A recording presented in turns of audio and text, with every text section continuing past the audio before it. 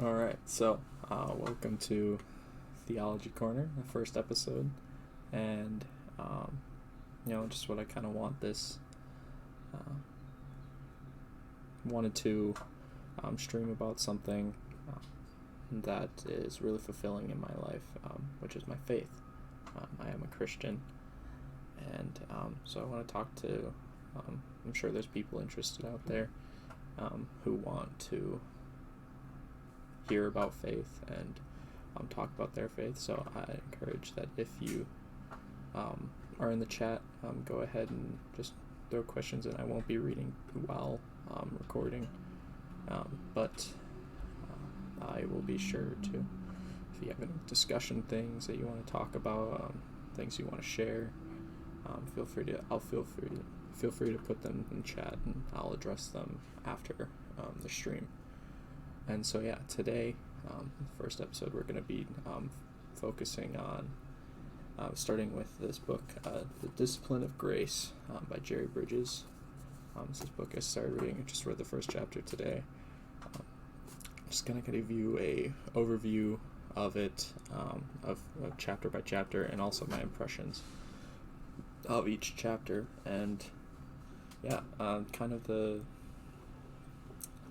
premise of the book is, a while back, Jerry Bridges wrote a book on, I believe it's The Pursuit of Holiness, just about like the discipline and of becoming sanctified and becoming more like Christ. And then he also wrote later on after that a book called Transforming Grace, I believe, about how the grace of God works in our lives. And so he got a lot of questions about how can those two interact, when one kind of sounds like legalism, one like, I have to be holy, I have to pursue holiness, and the other one sounds like, oh, God has like given his grace to me, I can just kind of do what I want. And so this is the response and how those two interact with each other.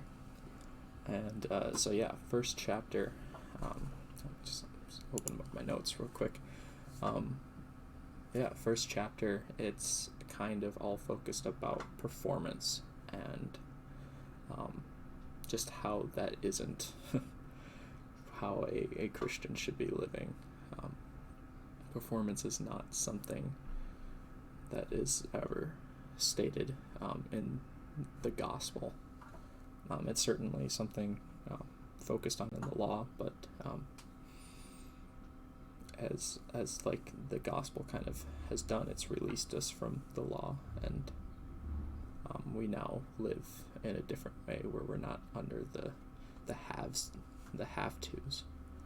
We're instead under the want-tos. But he kind of addresses this problem with like Christian performance, and he starts with this really cool illustration, actually, where he was in a doctor's office and he saw this painting of a like sculptor like sculpting this like buff, muscular, like just kind of robust man, but it was actually the sculptor himself. Like he was sculpting himself into the man he wanted to be, which has some really great messages, but also he applied it then to Christians and how we tend to take the tools for sculpting our lives away from God and put them in our own hands, because God has said he wants us to trust him with our lives, so that he can transform them.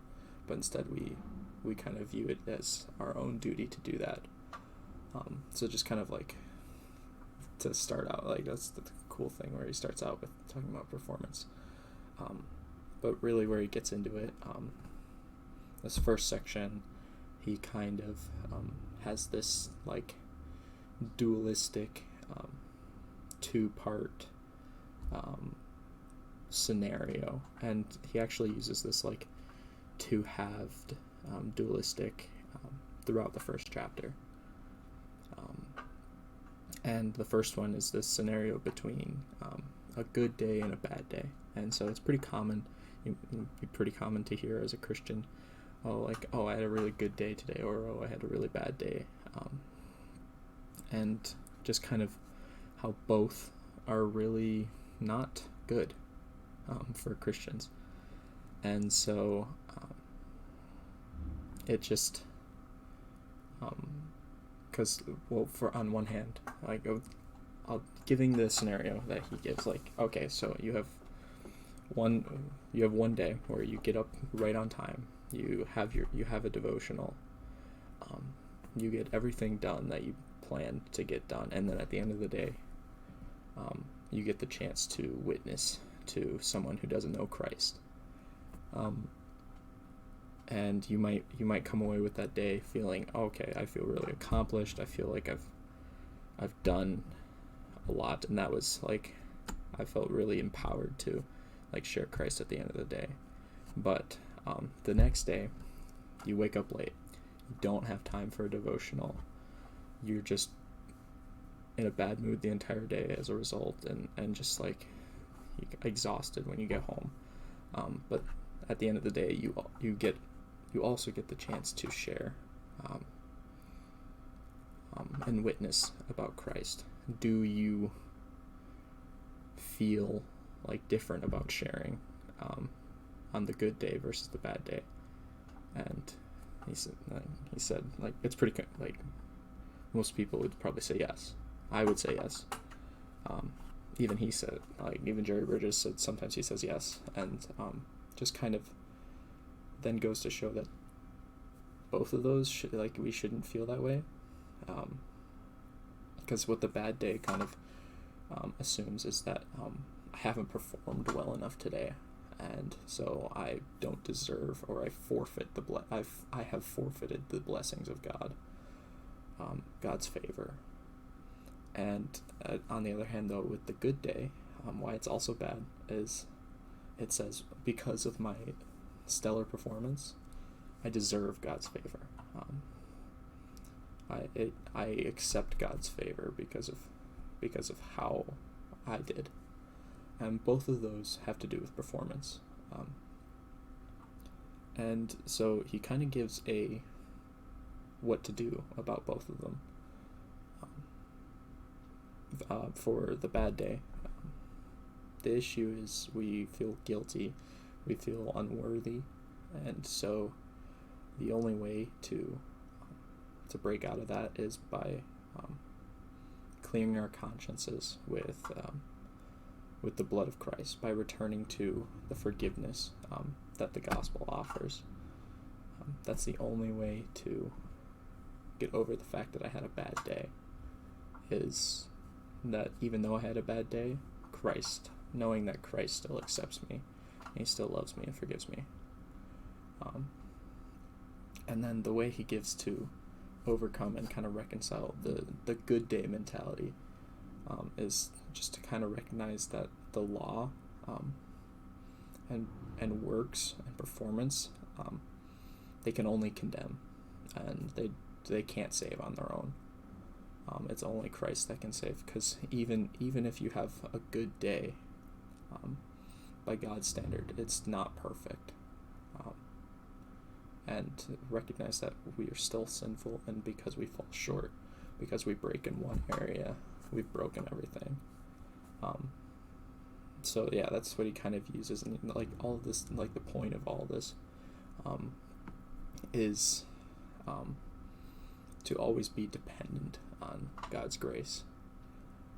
And he has I'm actually just going to read this quote that he has. It's, I think, really just sums up his whole point with this first section. And it says, "Your worst days are never so bad that you are beyond the reach of God's grace, and your best days are never so good that you are beyond the need of God's grace." And just kind of showing the beauty of how God's grace is something that it's always right nearby, and no matter what we think, it's something that we always need. And so it's kind of just how beautiful how the grace of God is something we both it's something that we need to entirely rely on, because it's For one, we can entirely rely on it because it's always available, and we have to entirely rely on it because we're always in need of it. And so it's just really cool how that's the way God has designed his world, has designed us to be, that we're supposed to be dependent on him because we need to, but also because he's in full supply. And yeah, so that's kind of the first section of the chapter. And the next section, again, it has this very like two-part dualistic sense to it, where it's got unbeliever and believer, and he starts with this timeline of your life, where there's 3 points on the timeline. There's your birth, there is the moment you accept Christ, and then there's your death. So the moment you come into this world, the moment you let Christ into your life, and the moment you leave. And so it kind of talks about like the things you need to hear before and after knowing Christ. And so as an unbeliever, you need to hear the gospel. That's the most important thing you need to hear. That's how people become believers. That's how people become saved, is they hear the gospel. And that's kind of a given, it feels like. And then on the other side, as a believer, he talks about discipleship is the thing you need to hear. And he kind of breaks discipleship down into like 3 areas: discipline, holiness, and service. Discipline to like obey God. Well, no, discipline to like that's like having a devotional, prayer, worship, like just kind of being like regular spiritual things that serve you, that grow you. Holiness deals more with like morality, and like becoming more like Christ in our morals. And then service, like service to God's kingdom, be it through volunteering, or mission work, just however like we bear fruit for the kingdom. But the most interesting part about what he says about the second half, the believer half of our life, is that most of us tend to forget that half still needs the gospel, which I thought was, and this is where he uses his, it wasn't actually his phrase that he came up with, but he was lent it by one of the people he knows. The phrase is preaching the gospel to yourself every day. And this is where he kind of brings it in. It's like, it's just as necessary for a believer to hear the gospel every single day as it is an unbeliever. And to kind of show that importance, he brings up 2 errors that can happen when the gospel isn't preached to someone, when it's kind of put off away on a shelf. The first one is self-righteousness, and he kind of even, like, again, this is the 2, like there's 2 errors. There was like believer, unbeliever, there's good day, bad day, there's 2. Like, he loves his 2s for this chapter. But the first one is self-righteous, and he kind of compares it to the Pharisees of Jesus' day. It's where, you have a good day and you think, I did a good thing, like I was really centered on God today, I performed really well, and because of that, I'm deserving of praise. Like, that can even turn into a little bit further. It's like, I'm deserving of praise, but then you can see like other people who maybe aren't performing as well as you. You're comparing, and then you can think of yourself as superior. That's obviously an error, because you're supposed to do nothing from rivalry or conceit. And this very obviously does.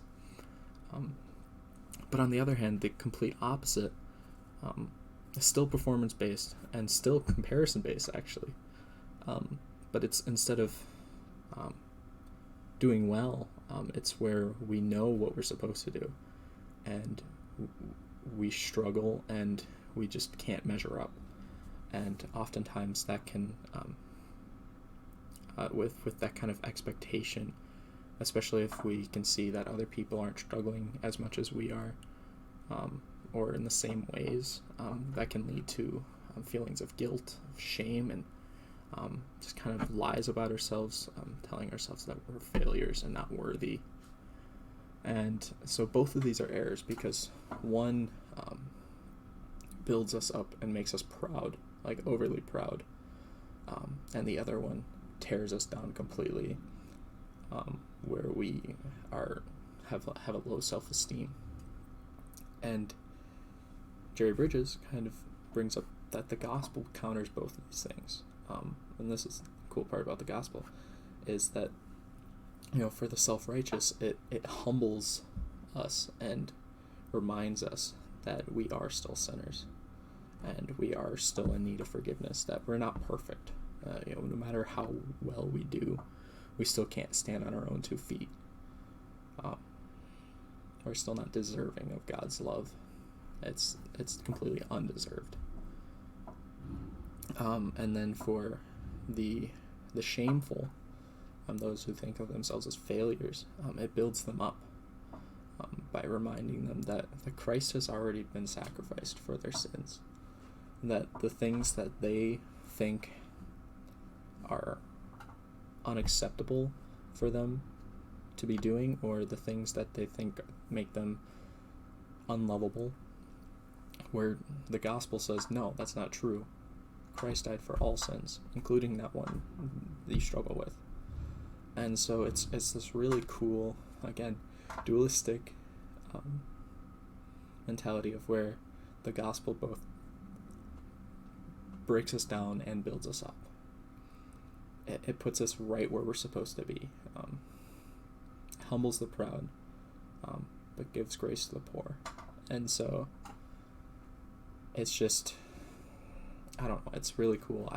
This was one of the coolest parts that I read, because personally I deal a lot with the shameful part of it, where I look at my friends, and I think of my friends as like spiritual giants, and like people who just have it figured out.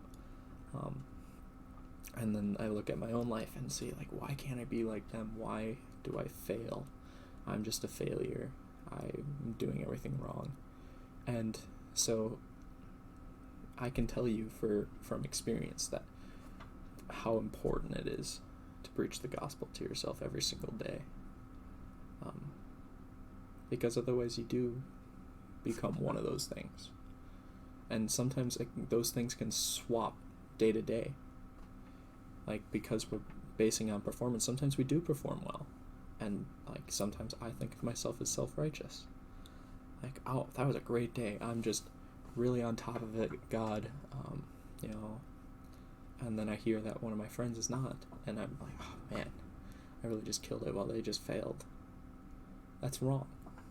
But then the next day, I could fall, and I could sin and be just so depressed with myself, and then think and just be right back where I am. And it's just terrible, honestly. This kind of like back and forth. So it's really cool that the gospel, like one of the uses of the gospel is to fight that. And but yeah, so he kind of, like, the last section that he has. One second, I'm gonna drink some water.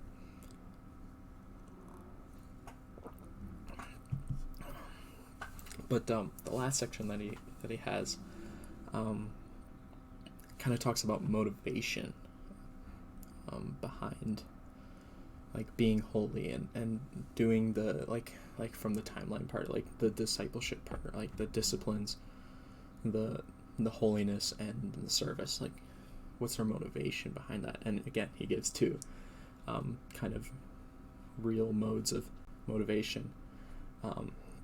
One is we can be motivated by a sense of duty, and the other one is that we can be motivated by Christ's love for us.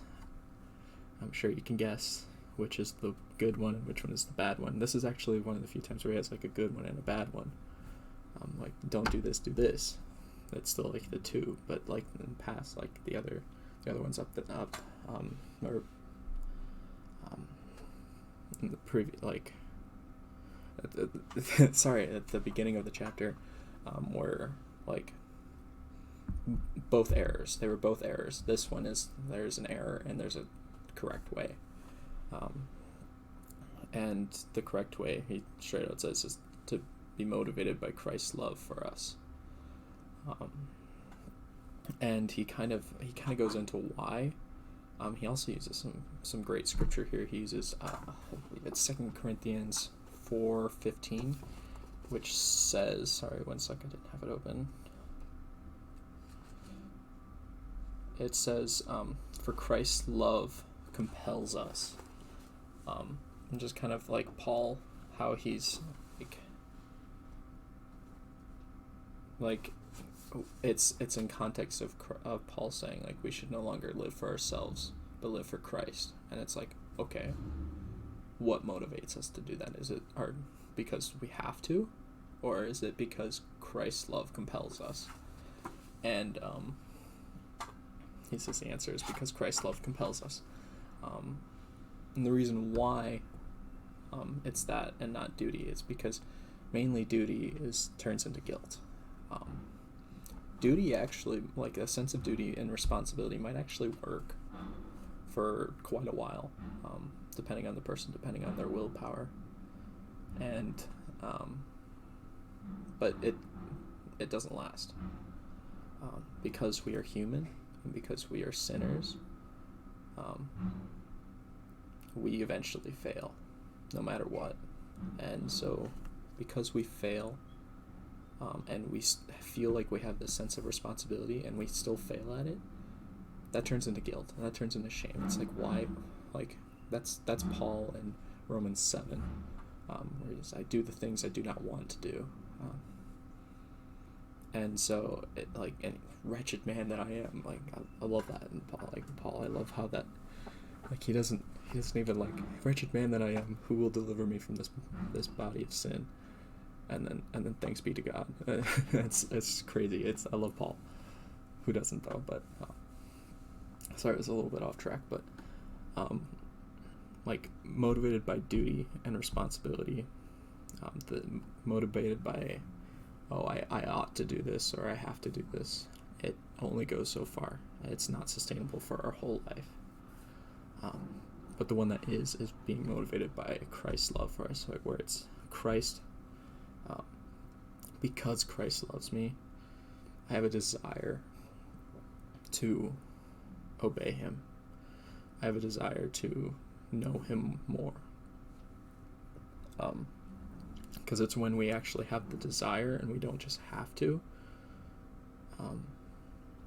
that we can actually succeed. That's a motivation that will last forever.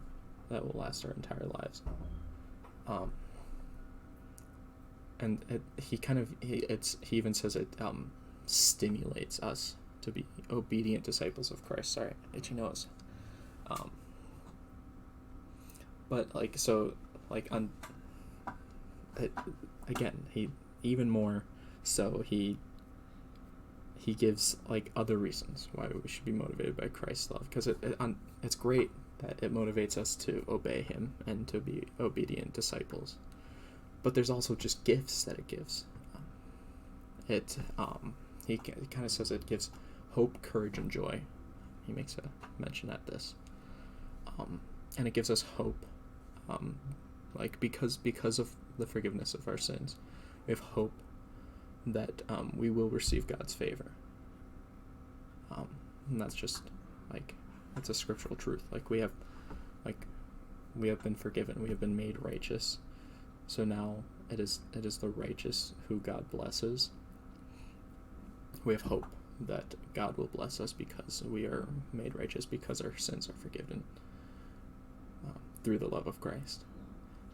It gives us courage, because I am forgiven of my sins. I have courage to attack my day, like to really just be confident in my day, because I know that no matter what happens, I've got God on my side. I've got God behind my back. holding me up, guiding me by his hand. And also, it gives us joy. It gives us joy in our hearts. It makes me joyful to know that, the awful things I've done in the past, they don't affect my relationship anymore with God.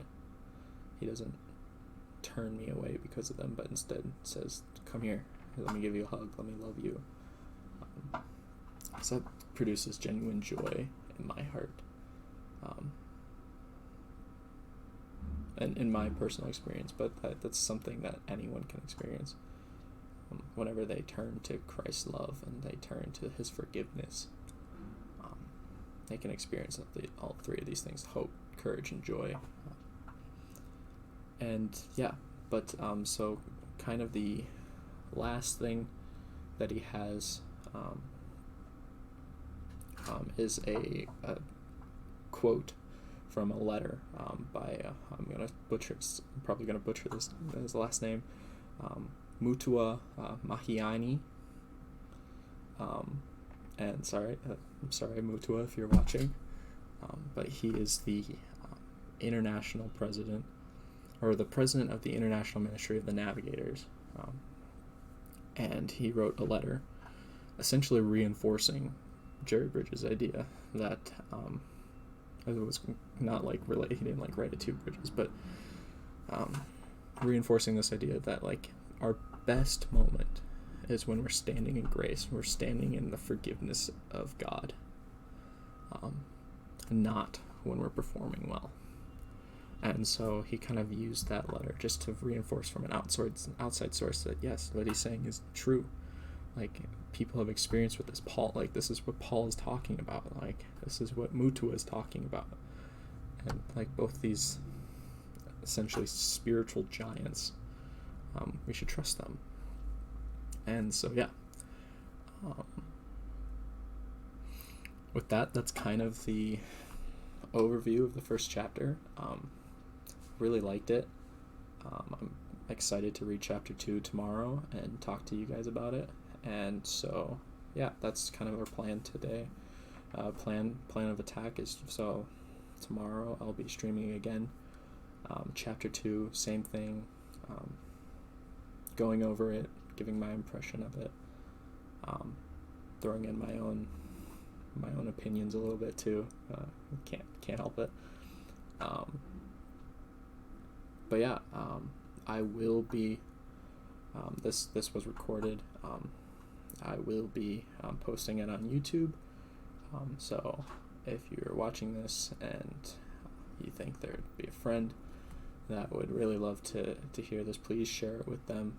Feel free to subscribe, follow my Twitch, twitch.tv/RevInTraining. I'm just kind of starting out, and hope that during the week I can do some really intentional, some really awesome deep stuff with people, have some great conversations, and then actually on the weekends I stream video games with my friends, just kind of like normal streamers. So hopefully can just be appealing to someone who's serious but also can have fun. I hope to see you guys again, and I can't wait to talk about chapter 2 tomorrow. Awesome.